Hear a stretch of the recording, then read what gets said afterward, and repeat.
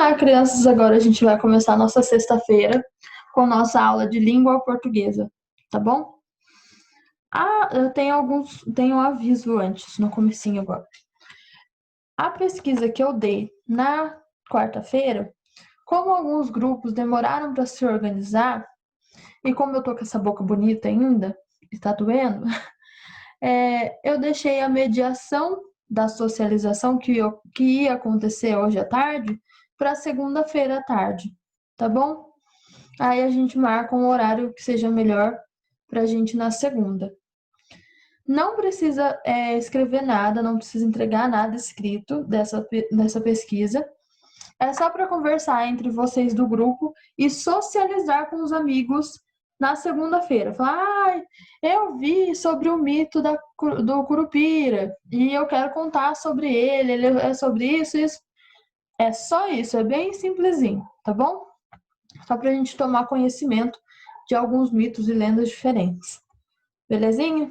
Então, agora vamos prosseguir para a nossa aula propriamente dita, que se trata hoje de uma revisão dos conteúdos trabalhados na unidade 6, tá? Vamos lá? Então, hoje é revisão dos conteúdos da unidade e a finalização das atividades referentes a essa unidade, tá bom? O que eu aprendi? Então, nesta unidade, você aprendeu o quê? As palavras que ligam frases ou partes de uma frase, estabelecendo uma conexão entre elas, são chamadas de conjunções. Usa-se porque separado em perguntas e porque junto em respostas. Mito é um texto narrativo que oferece uma explicação simbólica para fatos do universo e da vida humana. Então, continuando, mitos. Eles possuem elementos fantásticos, deuses e animais sobrenaturais. É escrito em terceira pessoa e explica fenômenos da natureza, fenômenos de caráter humano, fenômenos sobre a origem de algumas coisas, tá? Então, isso a gente vai aprofundar um pouquinho no dia da mediação da pesquisa dos mitos, tá bom? Continuando, as conjunções. Elas servem para ligar frases ou partes de frases e podem possuir vários sentidos. Então, tem exemplo aí. Joana tem que dormir cedo, Joana está sem sono. Então, é uma frase que é contrária da outra. Ela tem que dormir cedo e ela está sem sono. Então, Joana tem que dormir cedo, mas está sem sono, tá? Então, o mas é uma conjunção que foi usada aí com o sentido de contrariedade para ligar uma frase na outra, tá?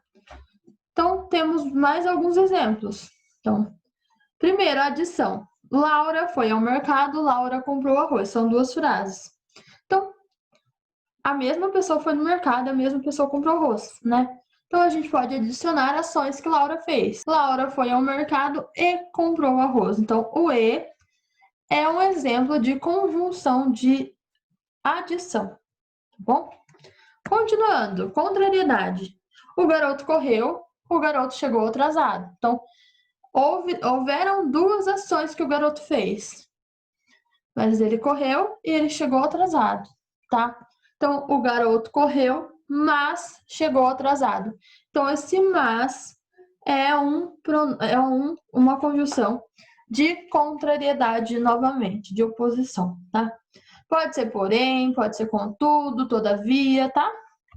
Não precisa ser só esse, mas é um exemplo, então a gente está vendo os mais usados, por exemplo.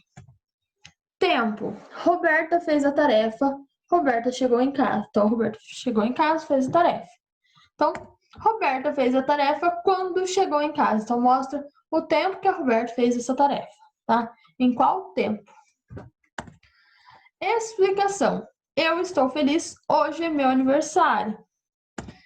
Eu estou feliz, pois hoje é meu aniversário. Podia ser porque também, tá bom? Eu estou feliz porque hoje é meu aniversário. Eu estou feliz, pois hoje é meu aniversário. É uma explicação do porquê do sentimento da felicidade daquela pessoa que está falando isso. Então, o pois é uma conjunção de explicação.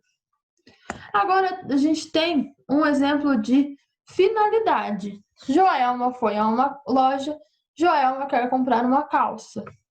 Então, Joelma foi a uma loja para comprar uma calça. Então, para é uma conjunção que liga as duas frases e demonstra o sentido de finalidade. Para que ela foi à loja? Tá?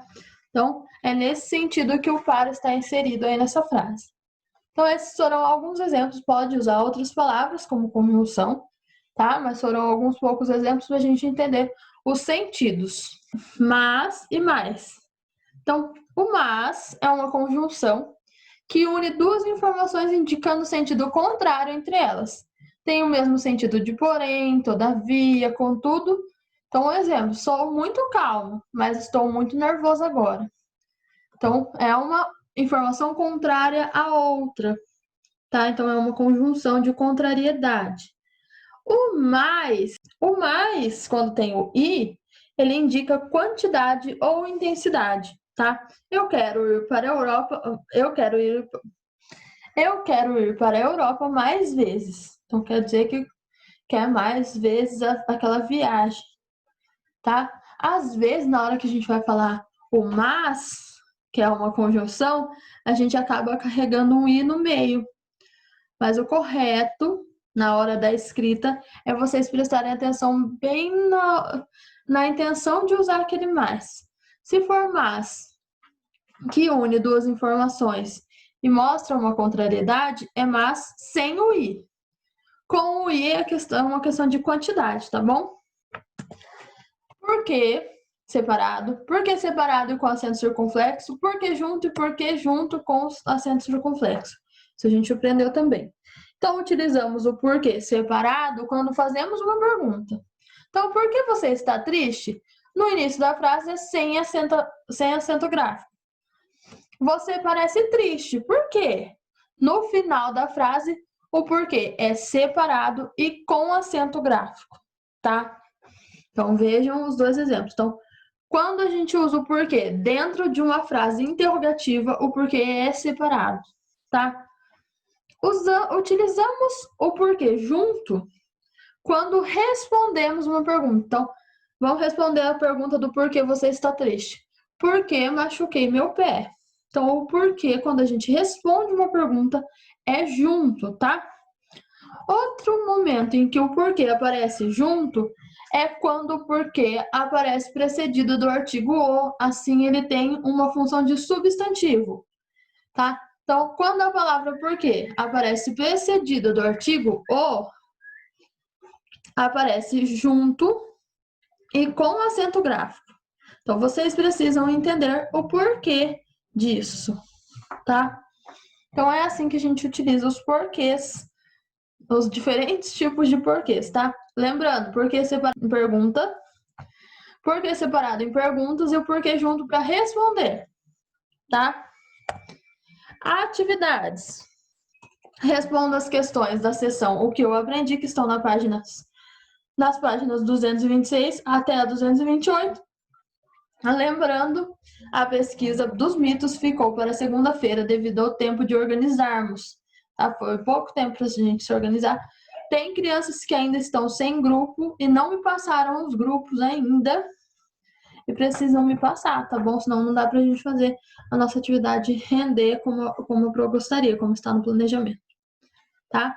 Me desculpem por essa semana, com essa boca bonita. Um beijão e até mais.